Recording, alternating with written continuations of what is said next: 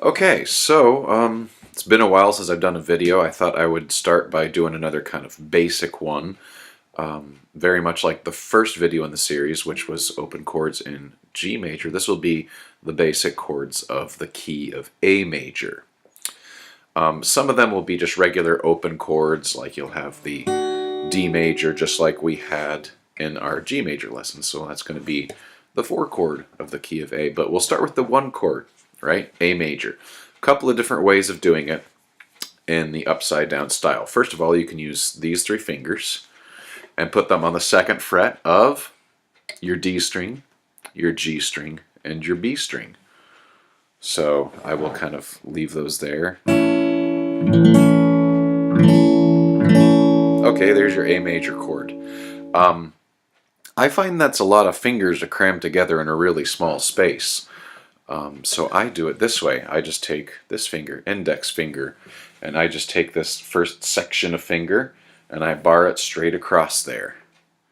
And it has the same effect, and it's a 1-finger chord. I've got all the notes. And in fact, if I really wanted to play kind of a jazzy major 4 chord, a D major 7, I could just move that bar over 1 string. Ooh, all of a sudden I've got a D major 7. So, but then most of the time you're going to want your regular D major. So yeah, start off by either doing this 3-fingered method of A major, or you can do the 1-finger method, barring that 2nd fret of the D, G, and B strings. Now, if you do choose the 3-finger method, it lends itself to some things that you hear in a lot of songs where you start with your 1 chord and then you move down to a major 7 chord. All you do is move your index finger down to the 1st fret of the G string. You keep 1 finger on the 2nd fret of the D string, 1 finger on the 2nd fret of the B string. So you have like a motion like this. And then you can just lift up that index finger for an A7 chord, that's a dominant 7, which would naturally go to this D major chord. And then from that D major, you could maybe move your index finger down to the 1st fret of here, make it a D minor chord.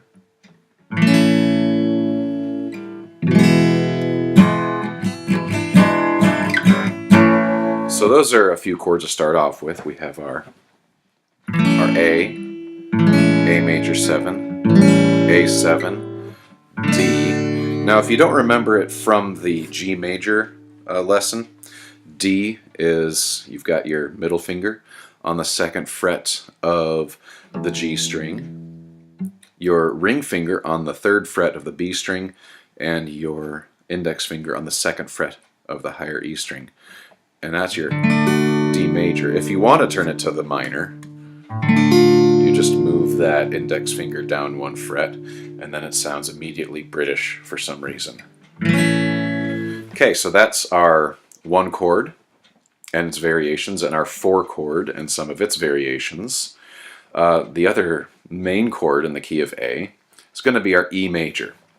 That's going to be really easy. So you've got your ring finger here on the 2nd fret of the A string, and then you put your middle finger right next to it, 2nd fret of the D string, and then your index finger right here, 1st fret of the G string. That gives you your E major chord. And if you want to make it a 7, like an E dominant 7, you can either lift up your middle finger, or you can leave it there and put your pinky here on the 3rd fret of the B string. And then it's going to naturally want to go back to A. Cool, so we've got our 1 chord and variations, our 4 chord and variations, our 5 chord and variations. Let's move on to some of the minor chords that you're going to see in the key of A. Probably the basic way to do them all would be to bar them, right? I can make a root position minor chord by barring this. That's my F sharp minor. I find it's a lot easier to do a half bar thing where I, on the, what's this, 1, 2, 3rd, 4th fret of the A string, I put my pinky, 4th fret of the D string, I put my ring finger, and then with this I bar the 2nd fret of the G string and the 2nd fret of the B string. And then I leave this E string jangling. What that makes is an F sharp minor 7. I really like this chord as opposed to playing it as a full bar chord because it's just a lot more comfortable.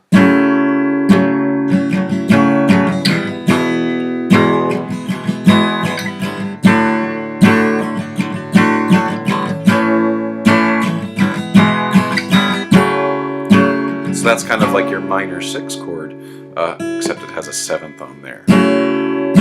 So that's your F sharp minor 7, really easy. Again, get your pinky, ring finger, and then you bar these 2 frets with your index finger. And it's a very pretty chord. I use it all the time if I'm playing an A major. So that's your 6th chord, that's your minor chord. You can play it up here if you want as well.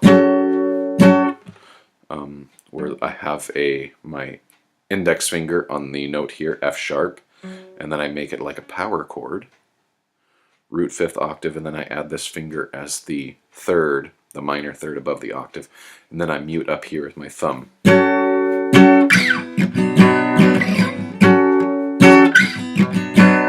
So this position is a very slidable position. I'm sliding here from my 6 chord down here to my 2 chord. And then I could do my 3 chord as well. So these are all minor positions. So we could go 1, 2, 3, 2, 1. So that's that position there that I used for my F sharp minor. I can use it down here for my B minor. I covered that already in our G major lesson. So again, that's root 5th octave, and then a minor 3rd above that octave. So you have index finger here, 2nd fret of the A string, pinky here, 4th fret of the D string, ring finger, 4th fret of the G string, and middle finger here, 3rd fret of the B string. That's your B minor. And you can just slide it up 2 frets for your C sharp minor. So that could be your 1, 2, and 3 chord. This could be your 6 chord. This could also be your 6 chord if you really want. Now there are a couple of other ways of playing your minor 2 and your minor 3 chord. Here I had showed you on your minor 6 chord, the F sharp minor, doing it as a minor 7. If you want to do that with the B chord, instead of doing your B minor like this, you can do a 2nd fret of the A string, 2nd fret of the G string, and then use your pinky here, 2nd fret of the E string, or you can do it with your index finger. This makes a B minor 7. So we could be starting on A,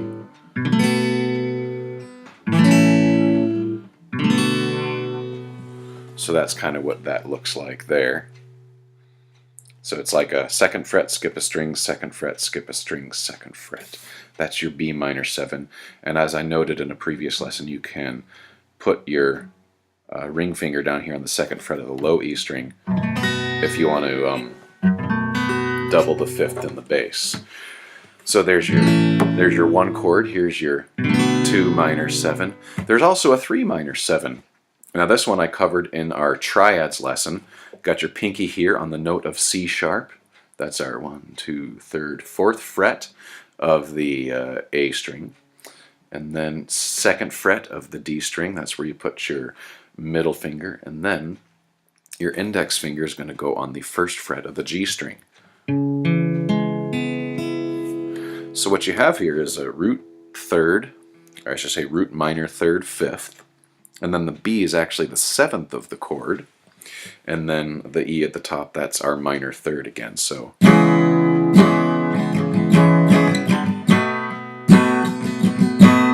I'm going from 3 minor 7 to 2 minor 7 to the 5 chord. You could say 5, 7, back to 1. So there's our A, B minor, C sharp minor, F sharp minor, or if you want to do it as more of open chords with sevenths, A, B minor 7, C sharp minor 7, F sharp minor 7. And they all kind of depend on some open jangly strings, which is pretty nice in my opinion, but maybe the song you're trying to play doesn't really sound good that way. So you can also use these partial pseudo power chord minor chords. So that's really pretty much it in the key of A.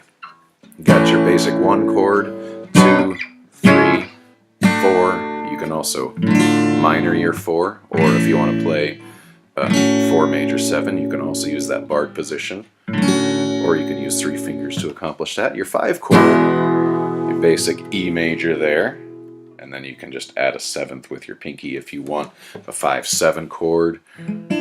What else? And then of course your F sharp minor 7, partially barred here with 1 finger covering 2 strings. I think that's about it.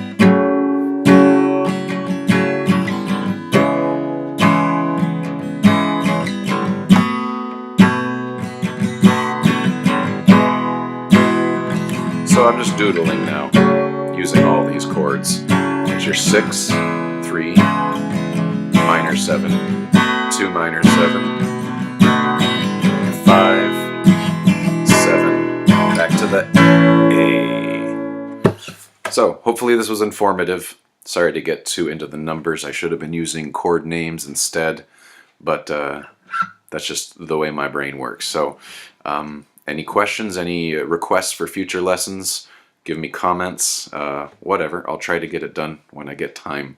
Sorry it took so long for this lesson here. Thanks for tuning in.